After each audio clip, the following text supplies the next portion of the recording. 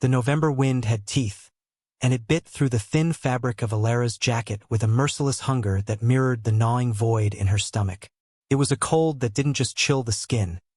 It sank into the bones, a deep, invasive cold that felt like a premonition of the grave. She stood on the corner of Main Street, a ghost haunting the periphery of warmth and light that spilled from the windows of Henderson's diner. Inside, families laughed, steam rose from thick ceramic mugs, and the world hummed along to a tune she could no longer hear. For her, the world was silent save for the rattling of her own frame and the taunting sizzle of bacon on a griddle she could smell but never taste.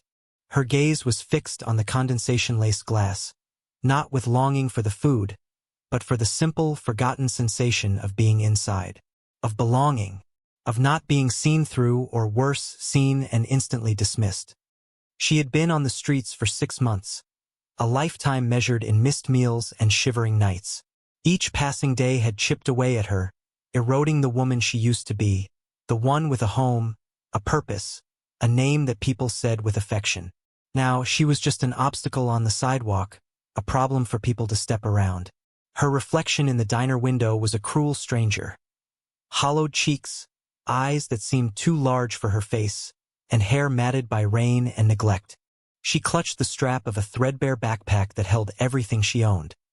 A faded photograph, a half-empty bottle of water, and a single crumpled dollar bill she'd found blowing like an autumn leaf down a deserted alley. It was her emergency fund, a pathetic symbol of a hope she was beginning to believe was a fool's currency. Tonight, the cold was winning. The gnawing in her belly had become a sharp, insistent pain, and the dizziness that accompanied it was making the cheerful lights of the diner swim and blur. She knew she had to do something.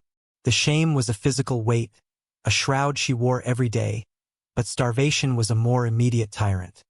Her eyes scanned the faces inside. A family with 2 young children, their faces sticky with syrup. A group of teenagers sharing a milkshake, their laughter loud and careless. An elderly couple holding hands across a checkered tablecloth. None of them looked her way.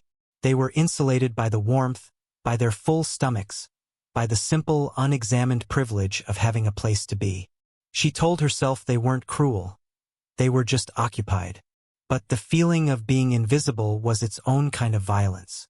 It made you question if you were real at all.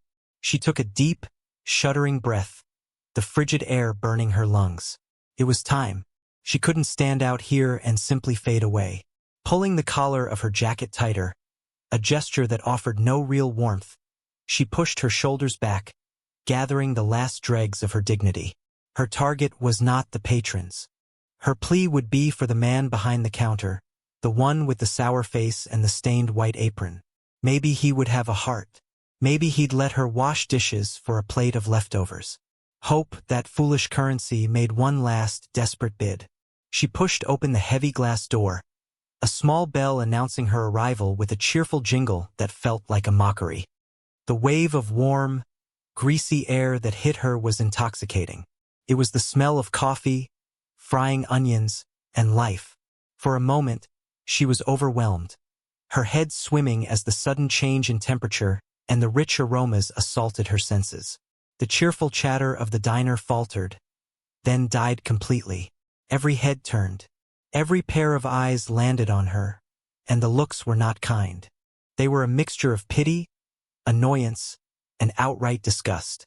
She was a stain on their perfect, cozy picture. The man behind the counter, a portly figure with a receding hairline and a permanent scowl etched into his features, looked up from wiping down the stainless steel. This was Mr. Henderson.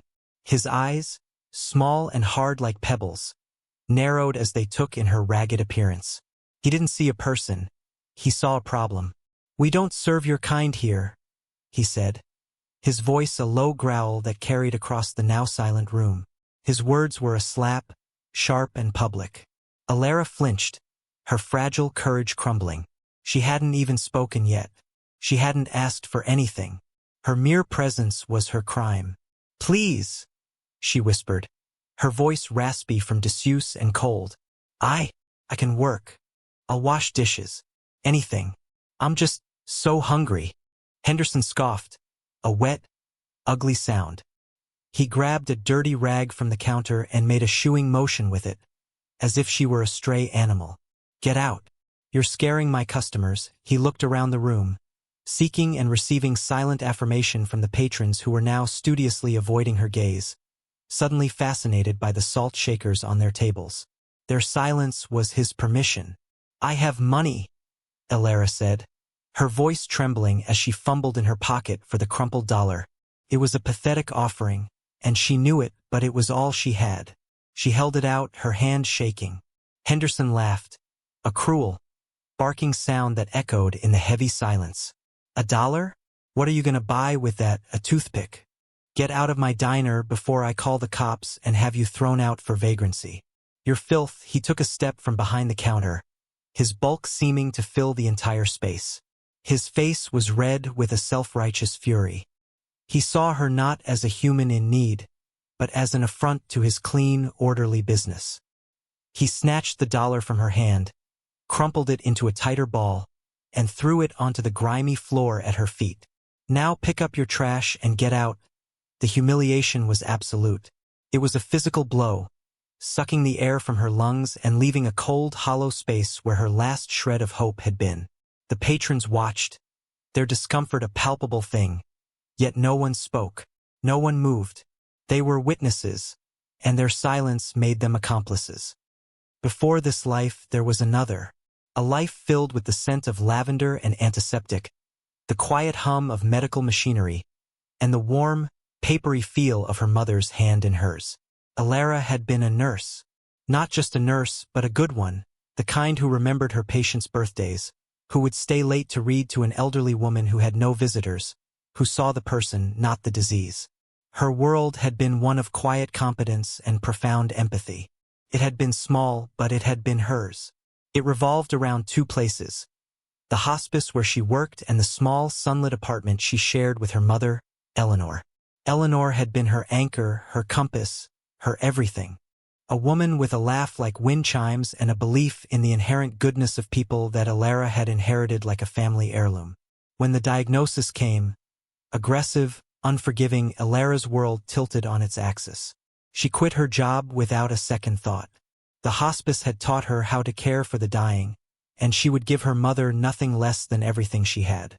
She became Eleanor's full-time caregiver, her days a blur of medication schedules, doctor's appointments, and quiet moments spent sharing stories on the faded floral sofa. The money ran out first. Her savings, meant for a down payment on a small house, evaporated into a sea of prescription costs and medical bills that the insurance company deemed non-essential.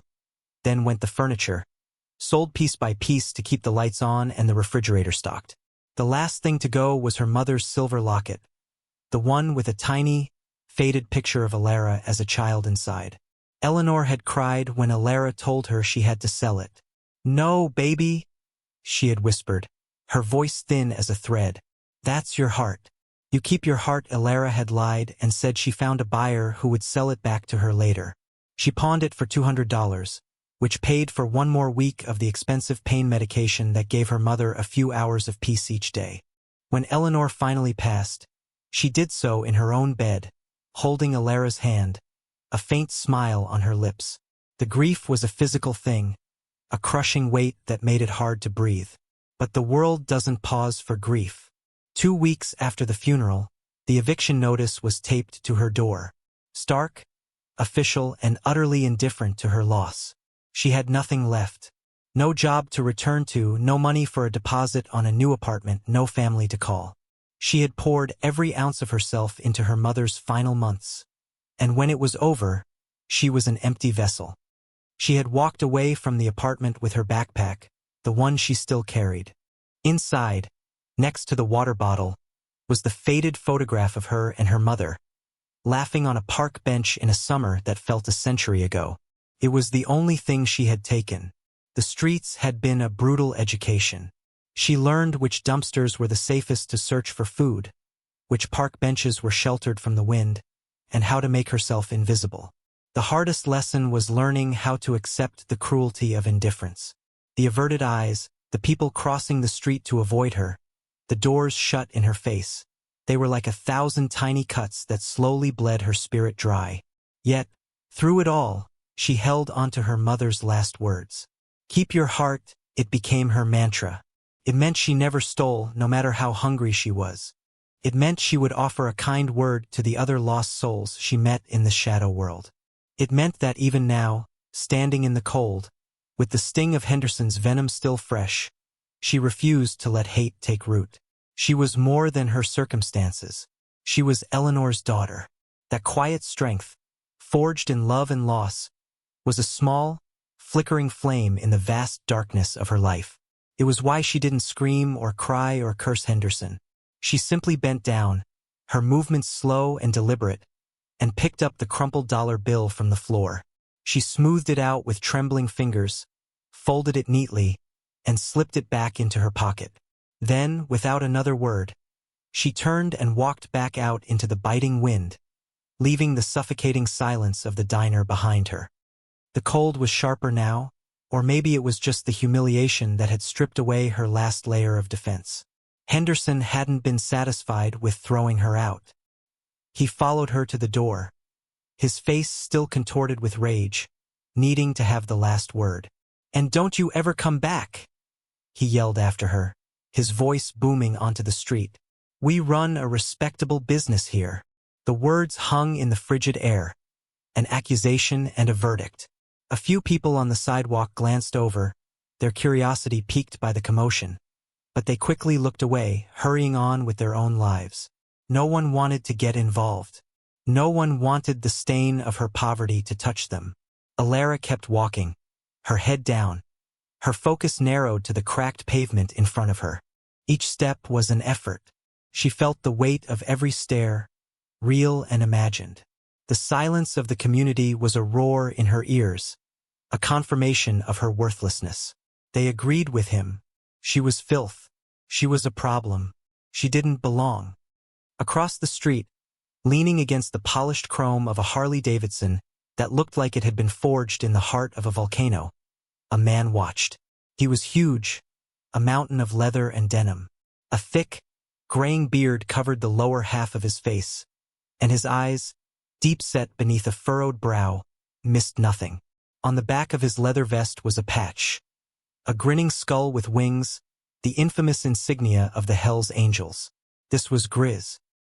He had been nursing a lukewarm coffee from a thermos, enjoying the relative quiet of the evening, when the small bell on the diner door had drawn his attention.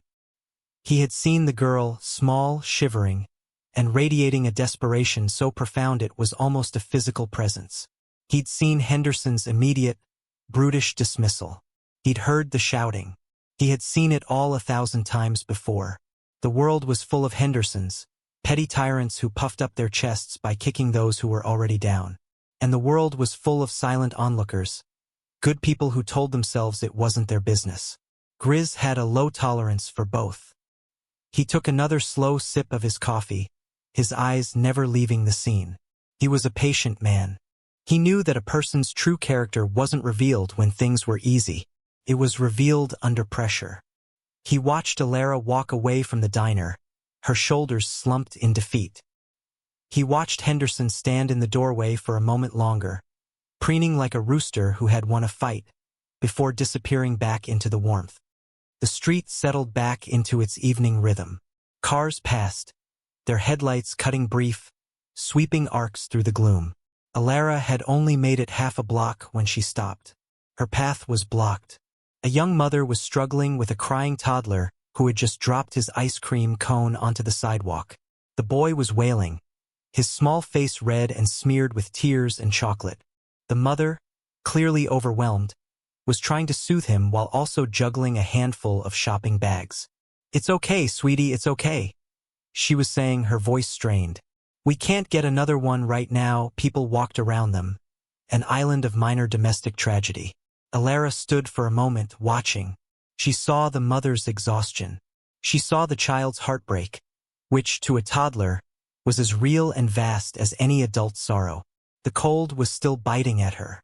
The hunger was a physical ache. The humiliation was a raw, open wound. She had every reason in the world to keep walking, to wrap herself in her own misery and ignore everyone else. But her mother's voice echoed in her memory. "Keep your heart." Her hand went to her pocket and closed around the neatly folded dollar bill. Henderson's dollar. The price of her humiliation. It was all she had. Across the street, Grizz watched, his expression unreadable. He saw the girl hesitate. He saw her look from the crying child to the crumpled bill in her hand. This was the moment. This was the test. In that frozen moment on the sidewalk, Alara made a choice.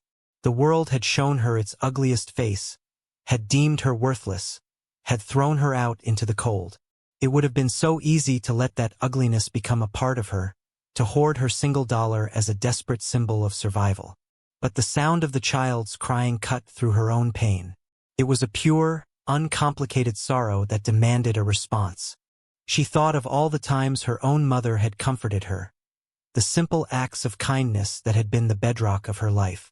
Keeping her heart wasn't a passive act. It was an active one. It meant choosing compassion when the world offered none. She walked over to the mother and the wailing child. The woman looked up, startled, and her eyes held a flicker of apprehension as she took in Alara's disheveled appearance. She instinctively pulled her son a little closer. Alara didn't flinch. She had grown accustomed to that reaction. She knelt, bringing herself down to the little boy's level. Her joints ached from the cold, but she ignored it. "Hey there," she said, her voice soft and gentle. The boy's sobs hitched as he looked at her, his big, tear-filled eyes wide with curiosity. "It's sad when your ice cream falls, isn't it?" Alara said, offering a small, tired smile. "It feels like the end of the world." The boy nodded, a fresh wave of tears welling up.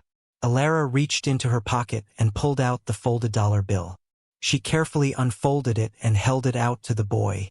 "I think this is a magic dollar," she said, her voice dropping to a conspiratorial whisper. "I think it's just enough to buy a brand new ice cream. The kind that doesn't fall down." The little boy stared at the bill, then at his mother, who was watching the exchange with a stunned expression. The fear in her eyes had been replaced by something else. A dawning, incredulous wonder. I can't let you do that," the mother stammered. You don't have to. Everyone needs a little magic sometimes," Alara replied, her gaze still on the child. She gently pressed the dollar into the boy's small, sticky hand. "You take this and get yourself a new one, okay?"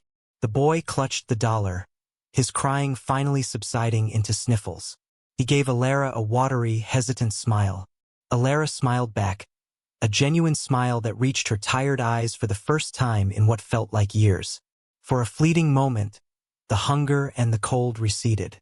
In giving away the last thing she had, she felt a flicker of warmth spread through her chest. It was the warmth of her own humanity, reclaimed. She stood up, gave the mother a slight nod, and turned to walk away, expecting nothing in return. She didn't ask for thanks. The act itself was the reward. Across the street, Grizz lowered his thermos. He had seen everything. He had seen the cruelty, the indifference, and now this small, profound act of grace. A woman with nothing, who had just been publicly humiliated and stripped of her dignity, giving away her last dollar to a stranger's child.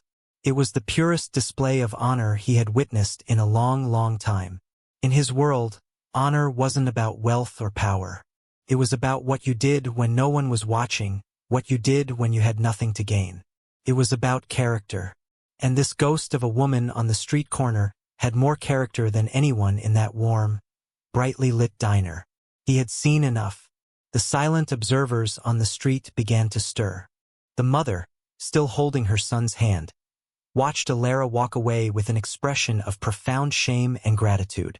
A man who had hurried past the scene earlier slowed his pace, turning back to look, his brow furrowed in thought.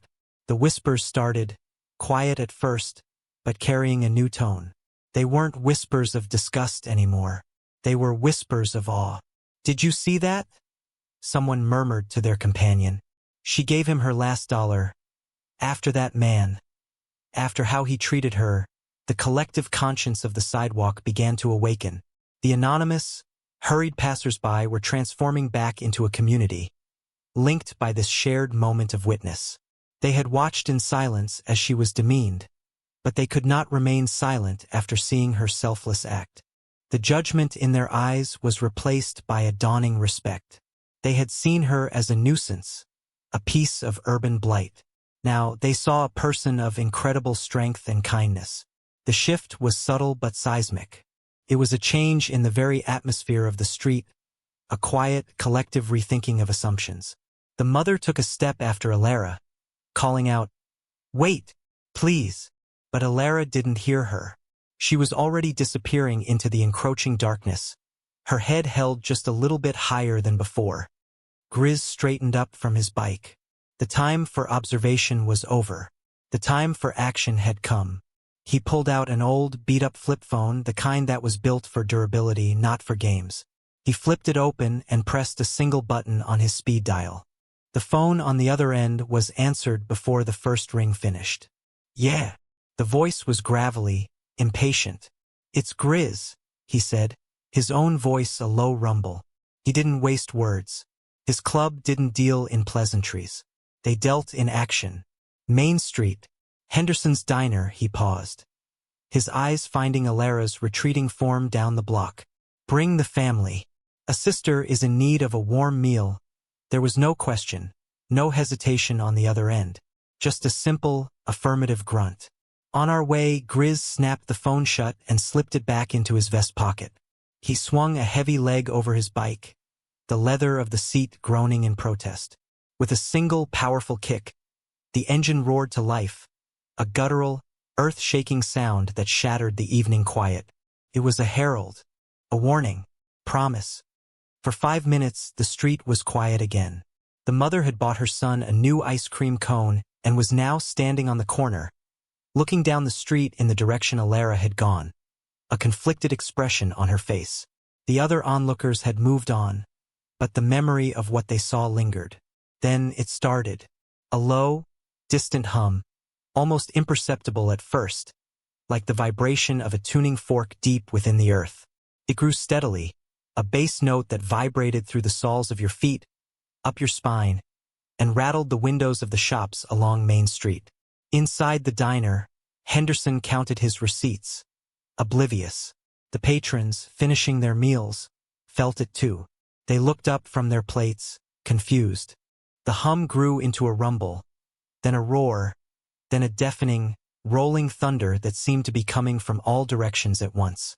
Heads turned toward the street, and then they saw them. A single, brilliant headlight appeared at the far end of the street, then another and another, until a constellation of lights was bearing down on them. One by one, then in a flood, a tide of steel and chrome poured onto Main Street. They were an army, Harley-Davidsons, custom choppers, roaring beasts of metal, all moving with a disciplined, intimidating grace. At their head was Grizz. He pulled his bike to a stop directly in front of Henderson's Diner, the engine idling with a deep, menacing rhythm. Behind him, the others fanned out, forming a perfect, impenetrable semicircle that blocked the entire street. There were 50 of them, maybe more, 50 leather-clad giants, their vests bearing the same winged skull. They cut their engines in near unison, and the sudden, profound silence that followed the roar was even more terrifying. They had surrounded the diner, a silent, watchful wall of brotherhood. They weren't looking at the diner. They were waiting. Grizz dismounted, his heavy boots hitting the pavement with a solid thud. He scanned the street until he saw her. Alara had heard the noise and had turned back, drawn by the same terrifying symphony that had captivated everyone else. She stood frozen a block away, her eyes wide with a mixture of fear and confusion, bathed in the collective glare of 50 headlights. Grizz started walking toward her, his stride unhurried, powerful. He moved with the quiet confidence of a man who had never in his life had to prove his strength. The onlookers on the street flattened themselves against the buildings, their earlier whispers of respect now replaced by a silent, fearful awe. They didn't know what was happening, but they knew it was significant. Grizz stopped a few feet from Alara. He was an intimidating figure, towering over her, but his eyes, when they met hers, held no menace. They held a deep, profound respect. "We heard you were hungry," he said, his voice a low, gentle rumble that was a stark contrast to his appearance. Alara stared at him, unable to speak. She was trembling again, but this time it wasn't from the cold. Who are you?" she finally managed to whisper. "We're family," Grizz said simply, "and family looks after its own." He turned and gestured back toward the diner. "That man, Henderson, he disrespected you. It wasn't a question. It was a statement of fact." Alara nodded mutely, still trying to process the surreal scene. The wall of bikers, the silent street, this giant of a man speaking to her with such gravity. Grizz's gaze hardened as he looked back at the diner, where Henderson's pale, frightened face was now visible, peering through the glass. "In our world," Grizz continued, his voice low and cold, "there are two things you don't mess with, a man's bike and a person's dignity." Henderson broke a rule from the line of bikers. Another man dismounted and walked forward. He was older, with a weathered face and kind eyes. He stopped beside Grizz and looked at Alara, a strange look of recognition dawning on his face. "Eleanor's girl," he said, his voice thick with emotion. "You're Eleanor's little Alara." Alara stared at him, her mind reeling. How do you know my mother?" The biker smiled, a sad, gentle smile. "My name is Patches. I was a patient at the hospice years ago. Your mother, she was my nurse. She used to talk about you all the time. Showed me your picture." He tapped a faded patch on his vest, one that depicted a pair of angel wings. "She saved my life. Not just my body, my spirit. She treated me like a human being when everyone else saw a broken old biker. She was the best of us." The reveal hung in the air, a stunning testament delivered to the entire street. The onlookers, who had been listening with rapt attention, now understood. This wasn't a random act of kindness. This was a debt being paid. Alara wasn't just a homeless woman. She was the daughter of a saint, a woman who had shown kindness to one of their own. The mother with the little boy gasped, her hand flying to her mouth. The shame and respect on the faces of the community deepened into a profound sense of reverence. Alara's quiet dignity now had a history, a source. It was inherited. It was earned. Tears finally streamed down Alara's face, but they weren't tears of sorrow or humiliation. They were tears of release, of being seen, truly seen, for the first time in an eternity. Grizz placed a hand gently on Alara's shoulder. It was a gesture of protection, of solidarity. He then turned and walked toward the diner, Patches at his side. The rest of the bikers remained by their machines, a silent, immovable honor guard. The bell on the diner door jingled as Grizz pushed it open. Henderson was standing behind the counter, his face as white as his apron, trembling. "We're closed," he squeaked, his voice barely a whisper. Grizz ignored him.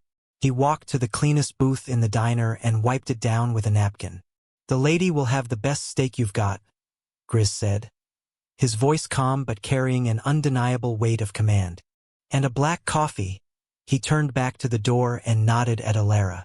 "Your table is ready." Hesitantly, Alara walked into the diner. The patrons who remained were frozen in their seats, their food forgotten. As she passed, they looked at her with a new kind of awe. She was no longer an outcast. She was royalty. She slid into the booth, the worn vinyl feeling like the most luxurious seat in the world. Patches sat across from her, his kind eyes never leaving her face.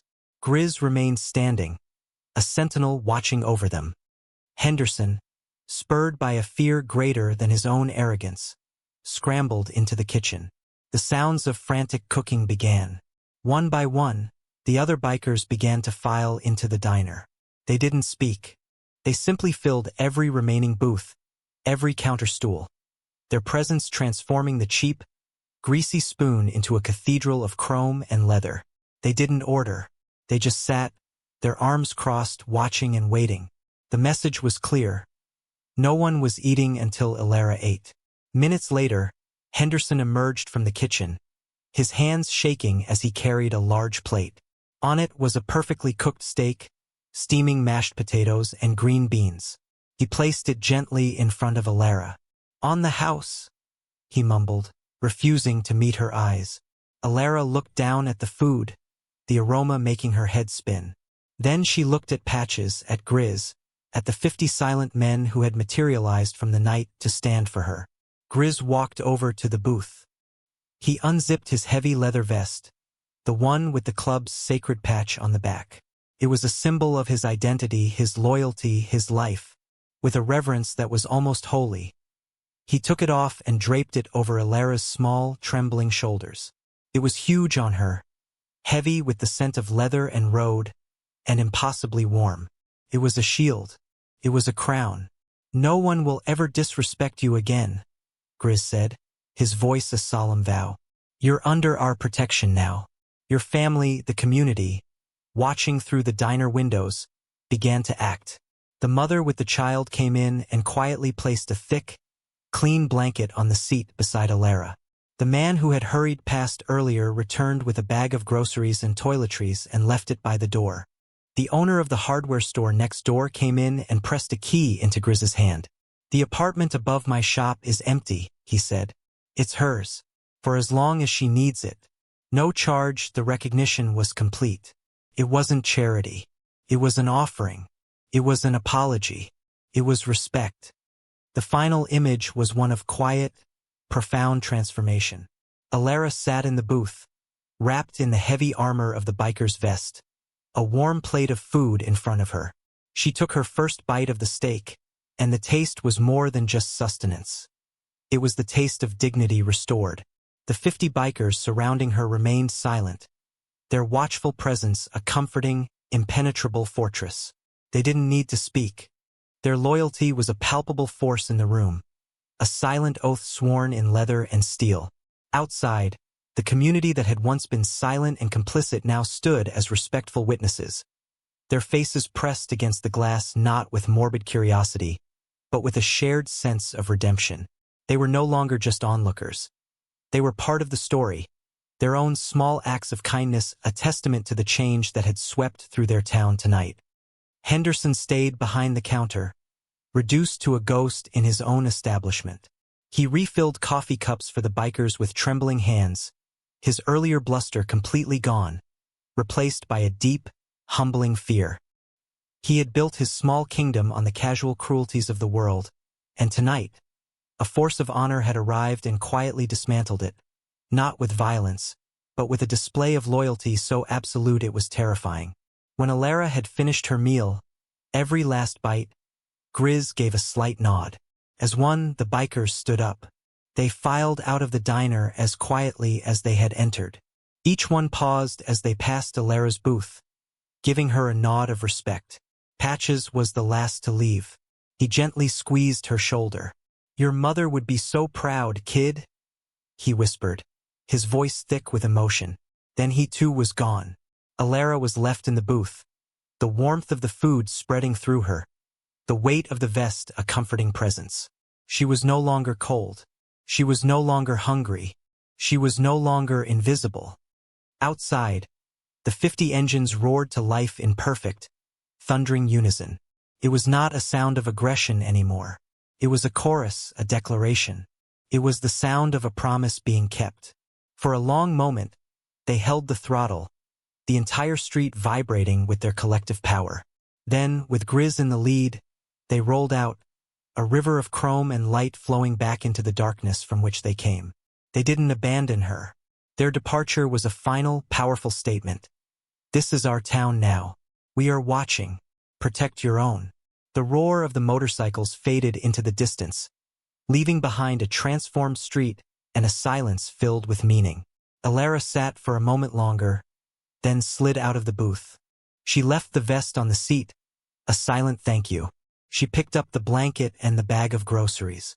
She walked to the door, where the hardware store owner was waiting to show her to her new home.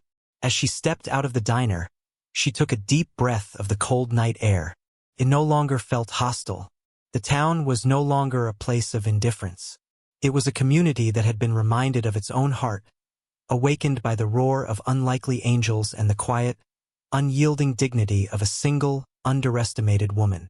The lights of Henderson's diner seemed a little warmer now, no longer a symbol of exclusion, but a place where respect had been reclaimed, one plate of steak at a time.